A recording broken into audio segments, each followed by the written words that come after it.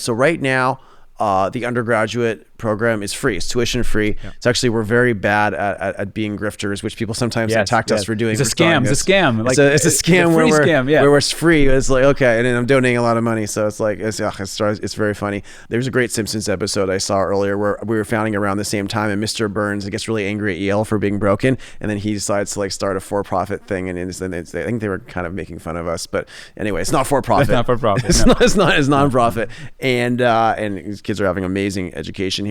Like, should we keep making it free for tuition? How do you think about this? So I love the idea of maintaining this free tuition approach for as long as we can. Now, it is a special place, again, America, where patriotic Americans see a problem in the world and they say, you know what, let's fix it. And folks like you and all of our supporters decided to put their treasure behind the idea of building a new institution to help rebuild the elites of America, and doing so for free, in the sense that the ones that are talented should come here and create this virtuous cycle that generate the future elites that then will sustain our university in the future.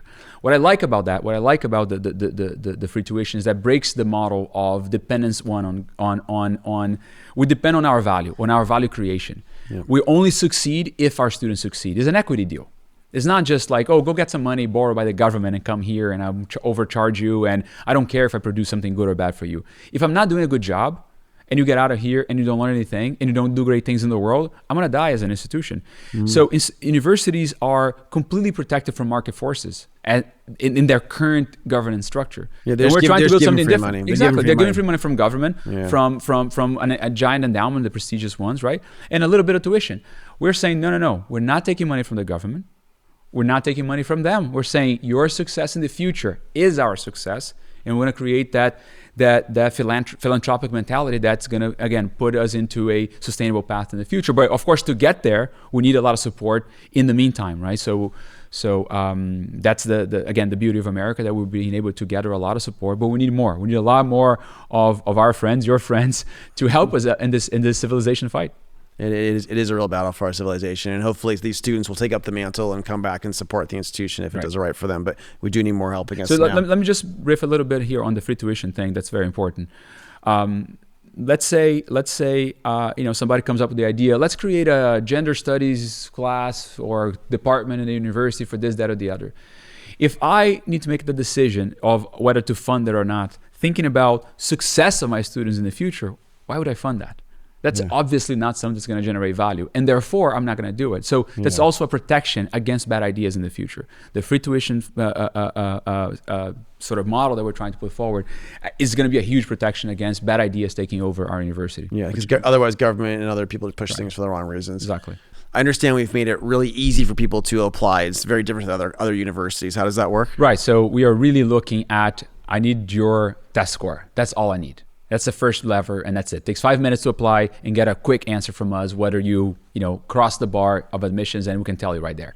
We might follow up with you with certain things, but that's the entry level, and that's very, very, very, very easy. The easiest and most meritocratic application process in America.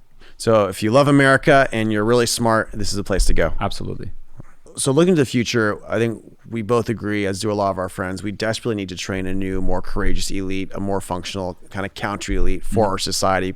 I think people like Neil Ferguson and Barry Weiss, and hopefully friends like Elon Musk and Peter Thiel, I hope to be part of that as well. But we need a lot more, and we need a lot more people who are standing up and who are fighting. We have a lot of other friends who are starting to do that.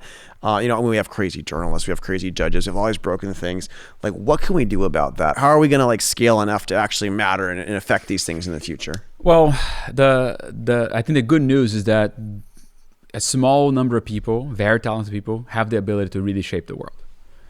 So I don't think we need to create thousands. The elites are not necessarily that big, right? Very few people have a huge impact on the way we live and the way we do things.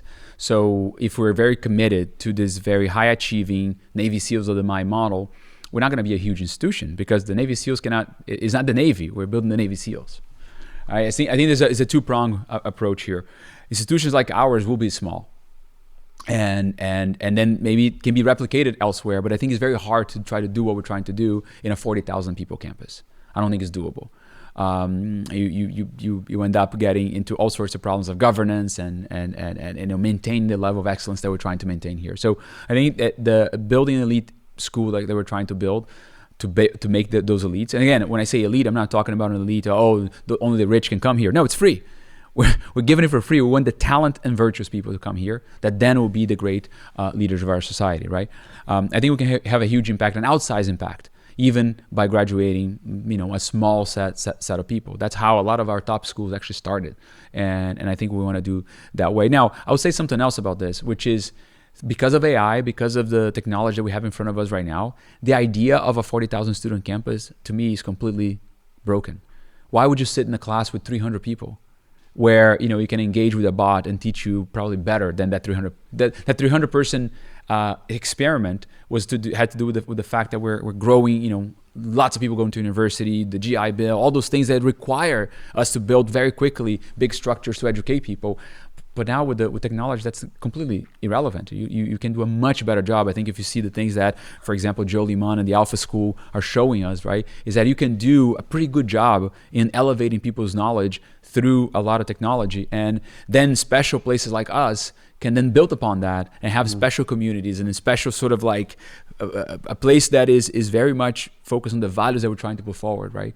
And do an elevator version of that. I suppose you could also take some of the stuff we're doing and create content and AI around it to educate huge numbers of people alongside our and that's we're already working a little bit on that. I think that we have a lot of hopes to show the world what we're doing here.